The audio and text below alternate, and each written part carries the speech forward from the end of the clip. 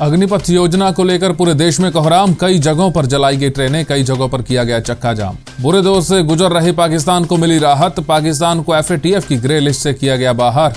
हट जाएंगे कई तरह के प्रतिबंध। गेहूं एक्सपोर्ट पर बैन के बाद अब सरकार करने जा रही है और ज्यादा सख्ती। गेहूं से बने प्रोडक्ट्स का एक्सपोर्ट भी कर सकती है बैन। नमस्कार, मैं हूं संजय सेठी, आप देख रहे हैं JCD टाइम्स। अग्निपथ योजना पर बवाल के बीच सेना प्रमुख जनरल मनोज पांडे ने आज कहा कि जल्द ही भर्ती प्रक्रिया शुरू की जाएगी। उन्होंने कहा कि 2022 में अग्निपथ योजना के तहत आयु सीमा को 21 से बढ़ाकर 23 वर्ष करने का सरकार का निर्णय उन युवाओं को भी अवसर प्रदान करेगा जो पिछले 2 साल से कोरोना की महामारी के कारण सेना में भर्ती नहीं हो पाए।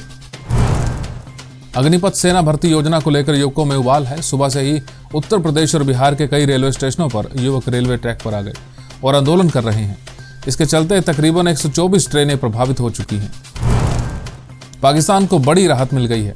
उसे FATF की ग्रे लिस्ट से बाहर कर दिया गया है। अब उस पर लगी कई तरह की आर्थिक पाबंदियों को हटा लिया जाएगा।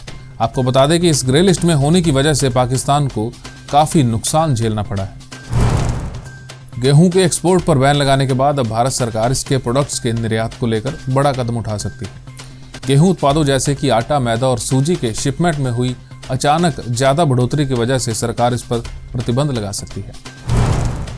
केंद्रीय वित्त राज्य मंत्री डॉक्टर भागवत कृष्ण राव कराड़ ने एक बार फिर मानवता की नई मिसाल पेश की है। उन्होंने दिल्ली में एक कार्यक्रम के दौरान बेहोश हुए फोटोग्राफर का तत्काल इलाज कर दिया। इस दौरान फोटोग्राफर की जान बच गई। दरअसल इवेंट को कवर कर रहे फोटोग्राफर की नब्ज अचानक गिर गई। इसके बाद वो बेहोश हो गया था। डेरा सच्चा सौदा प्रमुख गुरमीत राम रहीम को एक बार फिर से पैरोल मिल गई। रोहतक की सुनारिया जेल से बंद बाबा को अब 30 दिन की पैरोल मिली है। राम रहीम इस दौरान उत्तर प्रदेश के बागपत आश्रम पहुंचे, जहां उससे अपने समर्थकों यानी कि संगत के लिए रिकॉर्डेड वीडियो भी जारी किया है। चीन के वैज्ञानिकों को एलियन सभ्यता का संदेश मिला है। संदेश दुनिया की सबसे बड़ी रेडियो टेलीस्कोपी यानी कि स्काई आई के जरिए मिला है।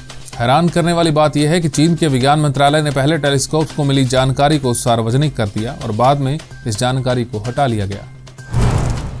ट्विटर कर्मचारियों से एलन मस्क कल पहली बार एक वर्चुअल मीटिंग में मिले। ट्विटर डील के बाद उन्होंने पहली बार कर्मचारियों से बात की है। टेस्ला के CEO ने इस मीटिंग में छटनी के संकेत भी दिए हैं। अगर ट्विटर डील फाइनल होती है तो कंपनियों में चटनी देखने को मिल सकती है। बात इतिहास की। हर देश में कोई ना कोई ऐसा स्थान, स्मारक, पर्यटन स्थल या भवन होता है जो उसकी पहचान होती है। ताजमहल को भारत की पहचान के तौर पर देखा जाता है और स्टैच्यू ऑफ लिबर्टी को अमेरिका की पहचान कहा जाता है। आज की पीढ़ी के लिए यह तथ्य रोचक हो सकता है कि स्टैच्यू ऑफ लिबर्टी अमेरिका को फ्रांस की तरफ से तोहफे में मिली थी और ये 17 जून को ही यानी कि आज ही के दिन अमेरिका को सौंप दी गई थी। स्टैच्यू ऑफ लिबर्टी का निर्माण फ्रांस और अमेरिका दोनों ने मिले जुले प्रयासों से किया था। दोनों देशों की सरकारों के बीच एक समझौते के तहत अमेरिकी लोगों ने इस मूर्ति का आधार बनाया यानी कि बेस बनाया, जबकि फ्रांसीसी लोगों ने मूर्ति को आकार और स्वरूप दिया। तांबे की यह शानदार प्रतिमा अमेरिका के न्यूयॉर्क शहर के मैनहट्टन में लिबर्टी द्वीप पर बनी है। हमारी इस खास पेशकश में फिलहाल इतना ही। देश और दुनिया की तमाम खबरों के लिए आप देखते रहिए JCD टाइम्स।